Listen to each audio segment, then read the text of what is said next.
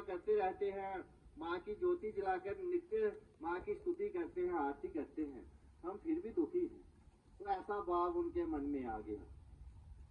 और जो दो आस्तिक थे उनमें से एक भक्त अभी माँ की पूजा थोड़ी करता था, दूसरा भक्ति करते करते भक्ति मार्ग के ऊपर थोड़ी उच्च श्रेणी में पहुंच गया था।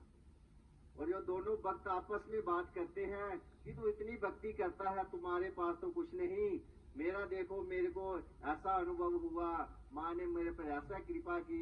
तो यही चर्चा चलती रहती। तो बंधुओं, जब ऐसी स्थिति आए, आपको कोई यह कहे कि माँ ने मुझे ऐसे दर्शन दिए, माँ ने ऐसे कृपा की, तो ज्यादा विश्वास मत करना। क्योंकि माँ जिसको दर्शन दे दे वो बोल ही नहीं पाता, वो चुप ही हो जाता है, वो उस परमानंद की स्थिति में पहुंच जाता है। बोलो सच्चे दरबार की जय। तो जब हम ऐसी बातें सुनते हैं कि कोई चमत्कार होगा या कुछ ऐसी बातें, तो हमें भी लगता है कि हमें भी कोई माँ चमत्कार करे, हमारे साथ भी कोई ऐसी लीला करे।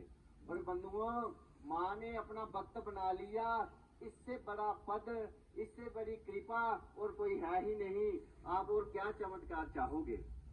परंतु भक्त कभी कभी ऐसी बातों में आ जाते हैं। तो उस भक्त ने सोचा कि मेरे साथ तो आज तक कोई चमत्कार हुआ नहीं, मैं तो माँ की इतनी सेवा करता हूँ। वह भक्त दुर्गा दास उसका नाम, तो वो अंततो गतवा अपने गुरु जी के पास गया।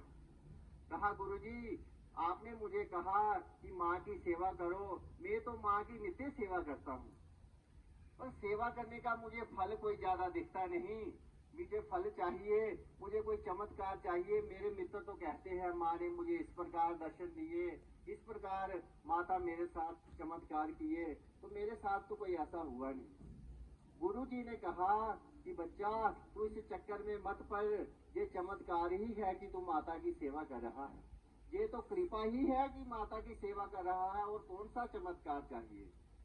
पर अभी भक्त पूरी तरह वो भक्त बना हुआ नहीं था। पर कहा, गुरुजी कोई कृपा तो कर दो, एक बार कोई ऐसी लीला दिखा दो। गुरुजी ने भी माँ से प्रार्थना की कि इसको कोई ऐसा चमत्कार दिखाओ, इस पर विश्वास हो जाए कि माँ की कृपा होती है। गुरुजी का अंतःकरण तो नहीं माना, परंतु बच्चे का भाव रखने के लिए आशीर्वाद दे दिया। गुरुजी ने कहा कि जहाँ तुम प्रातः काल समुद्र किनारे सैर करने जाते हो, तो जब रेत के ऊपर आप सैर करते हो तो आपके दो पांव के निशान वहां दिखते हैं। पर अब ऐसा करना, कल से देखना कि जो आप चलते हो तो दो पांव के निशान वहां पड़े होते हैं, अब देखना वो जो पांव हैं वो चार दिखेंगे। भक्त ऐसा ही करता है।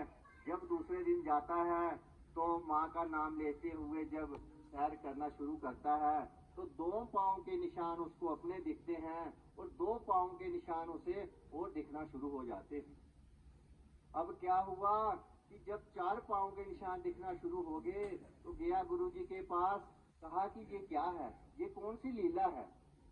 तो गुरुजी ने कहा कि ये दो पांव के निशान माता रानी जी के हैं, माता तेरे अंग संग चल रही है। तो जब दो पांव के निशान लगना शुरू हुए, माता का अंग संग चलना शुरू हुआ, तो भक्त के जीवन में अद्भुत घटना घटी।